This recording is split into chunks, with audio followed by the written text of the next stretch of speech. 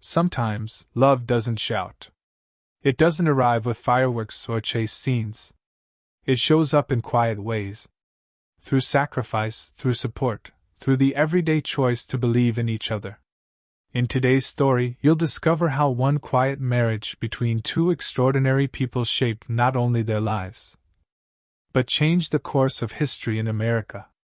This is the love story of Ruth and Marty Ginsburg. It's about partnership. It's about courage. And it's about the kind of love that doesn't demand the spotlight, but helps you rise into it. Let's begin. It began with a laugh. Not hers. She was always the serious one.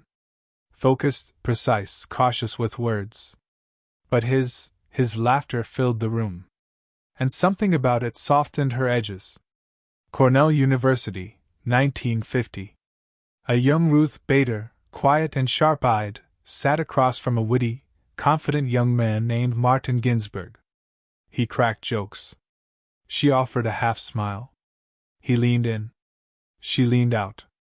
And yet, something clicked. Marty would later say, "She was the smartest person I ever met. And she was also beautiful. What could be better?" They were young, brilliant, and deeply curious, about law, about the world, about each other. He teased. She tested. But neither looked away. They fell in love in a time when men led and women followed. But Marty? He never wanted to lead Ruth. He wanted to walk beside her.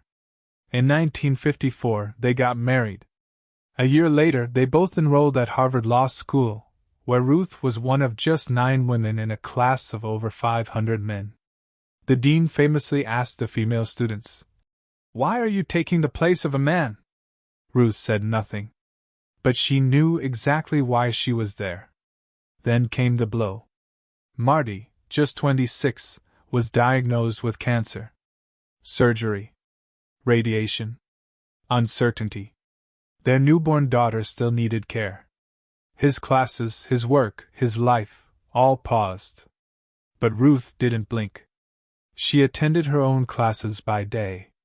Took care of their child by evening. Typed Marty's class notes, word for word, late into the night.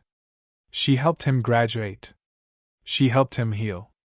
And somehow, through all of it, she stayed top of her class. That's the thing about Ruth and Marty. They didn't take turns sacrificing. They held the weight, together. When Marty recovered and took a job in New York, Ruth transferred to Columbia to stay close. She graduated first in her class. But even then, doors didn't open. Law firms didn't want a woman. Courts didn't want a mother. Judges didn't want a Ruth. But Marty? He wanted her to rise. He believed in her brilliance more fiercely than she did. When Ruth got an offer to teach law, a rare feat for a woman at the time, he celebrated her like she'd won a Nobel Prize. When she started taking on gender discrimination cases, using calm logic to dismantle centuries of bias, Marty stood behind her, never jealous, never bitter.